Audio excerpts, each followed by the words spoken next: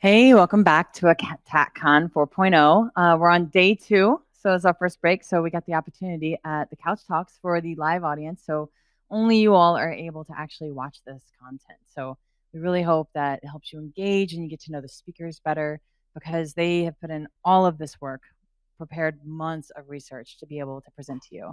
Now you get to ask them questions via Slack and hear their answers live. And so we are with Pranusha. Hello. And she gave a fantastic talk today about evaluating and enhancing security maturity through MITRE ATT&CK mapping. And so tell us a little bit about how did this talk come about? Yeah. So when I saw the call for paper for ATT&CKcon, I was very excited. I definitely wanted to be part of this. Then I wanted to provide some information about something that's helpful for everyone in the security industry or organizations that do not have security team, but they want to implement security policies and procedures in their organization. So I wanted to take my real-time experience and put it in slides and present it to everyone. And that's how I came up with this topic. I love that. There's something that you can only get when you actually take an idea, you put it into application, and then you watch it burn. And then you're like, Yes. oh, well, that sucks. And then you're like, okay, well, how do we not make this burn next time? But Yeah, you don't think an idea versus an application, they're not always a one-to-one. definitely not. So, and you could really tell that in your presentation when you were talking about it, you're like, okay, so an application, this is different. Yeah, it's totally different. The idea was pretty cool. I thought it would work, but it definitely did not work the very first time because when we talk about security, organization immediately takes it as a red notice and they would try to block what we are trying to say unless until they're actually interested in security. So trying to find a way around it to make them understand that this is important for the organization. Like we are all working together to protect customer data. We are not fighting against each other was the important factor for me during this implementation. And that's where I'm talking about security awareness here. Like security awareness is pretty important for a company because it's not just the security team, right? Everybody should think about security when they're doing their day-to-day job. So that was the goal of this presentation, and that was a goal of my idea in the company while I was implementing this. You actually made a really good point. They don't really care unless they're interested in it. Yeah. So it's and I'm the same way. My parents try shamelessly try hey, you should go do this because it'll better you as a human. I'm like, Yeah. I don't want to do ballet. Yeah. No, absolutely not. Yeah. And then how do you get someone interested in it? So how do you Yeah. When I did my master's in computing security or cybersecurity, I realized that what we learn in school is completely different to how we implement it in day-to-day life in my professional experience. It was pretty black and white when I was studying security in my master's, but when I was implementing it, it was pretty much not the same at all.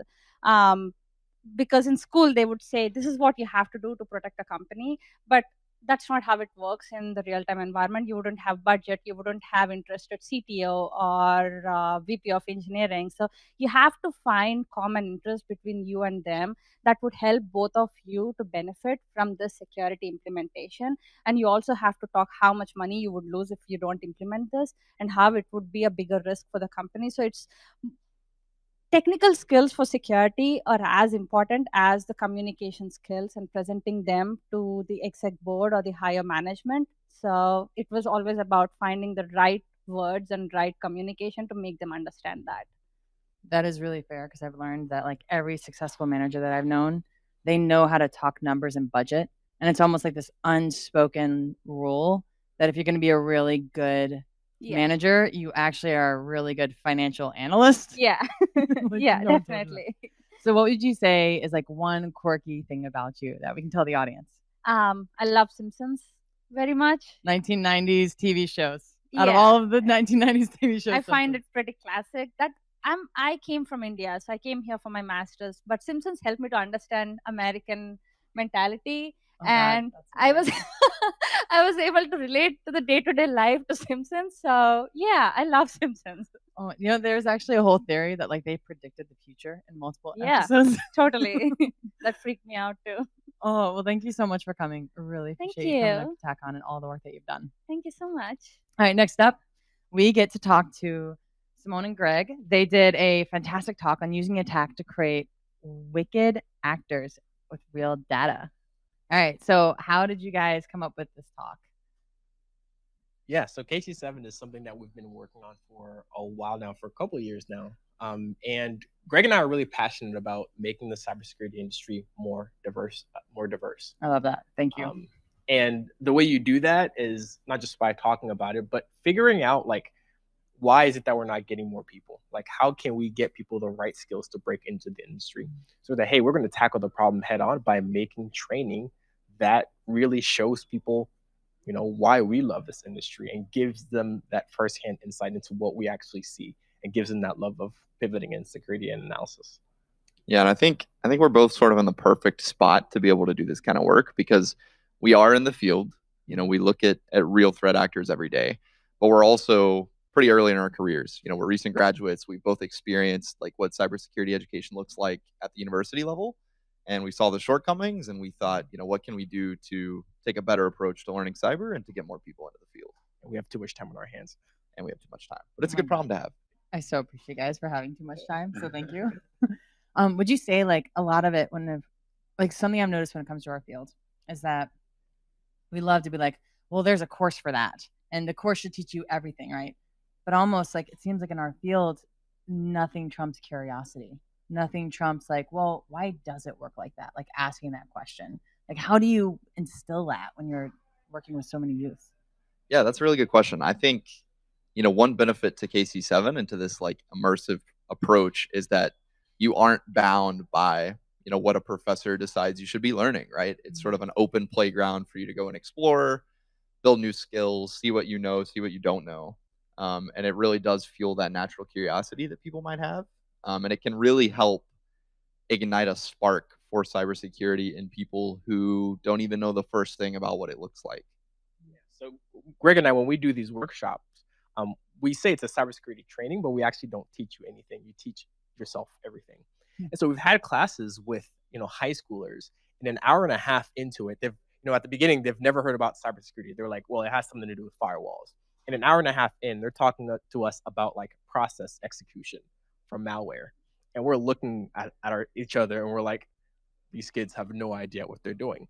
But it's about putting them in the right scenario so that they're innately curious, like you said, about what it is. Like they want to ask the questions because they genuinely want to know, not because they have to answer a question to pass the test. It kind of reminds me of a science fair experiment, right? Like you're like, hey, here, go do a topic. And then like in the process of unveiling that topic, you actually learn about an entire industry wealth of knowledge. Exactly. That's awesome. So what would you say is probably like one of your favorite memories? Like I know you all, I saw the quote up there with the seventh grader, which is like, I was like thinking about when I was in seventh grade. I was like, this is not the same thing that I was doing. But what would you say would be like a great favorite memory that you had of doing this? Honestly, I have so many of them. It's hard to pick. One of the coolest one is we went to Sands New to Cyber, and we presented KC7 there like almost a year ago. And one of the people who did our workshop, our session back then was a watch repairman. He'd never done IT or cybersecurity for a living.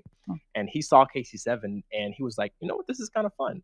And he did every single module and every single question that we put on the KC7 platform for the past year. And as a result of that, he's gotten so good, never even having worked in the IT field, that he's one of the best analysts we know, able to pivot through very complex intrusions involving lateral movement, data exfiltration, and talk about it and talk about MITRE ATT&CK and how he sees MITRE ATT&CK throughout the process, at a very deep technical level, just because he's been pivoting through so many intrusions and can do it so naturally. And he's actually decided that, hey, cybersecurity is something that I want to do for a living. And so I really love these stories where people get that love of pivoting that Greg and I have. I think it just makes it so worthwhile.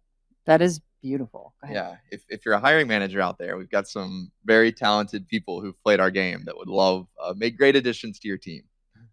How did you all? Actually, I want to ask more questions, but I also know we're limited on time. So we'll part with this. Like, tell us like one quirky thing about you guys. Yeah. So in addition to my day job in cyber and KC7, I'm also a high school football official. So I go ref games all fall. It's a good thing to like step away from the desk. Very different way to think. Yeah. Rookie. So I actually speak 3 language. English is actually the 4th language that I speak. So if you ever see me like speaking with my family, we speak like 3 languages back and forth, and people will like either like speak in any language and reply in any language. Which is a very weird thing if you're like an outsider. You're like, what are they doing and what are they talking about? What languages? I speak English, French, and then a family language called Aja, which very few people in the world speak. That's really cool. Yeah. Wait, you said 4. 3. I lost 1. Oh, okay. Yeah. Oh, that's pretty neat. I just speak English and bad English. Yeah. Like a classic diehard fan. All right. Well, thank you guys so much for all of your work and all the hard efforts and the amount of like emotional investment that you must have like performing this and doing it. So thank you guys. We love it, and thank you so much for all the support we've gotten from the community. Always. Thanks. All right. Well, that will wrap up our break. Thank you guys so much for joining with us. It will wrap up our break, right? Just kidding. No? Yeah, it will. Okay, good. Just to make sure that we're live here. This is obviously live. But no, have a rest. Enjoy the rest of your break, and we will see you back during the next break of ATT&CKcon.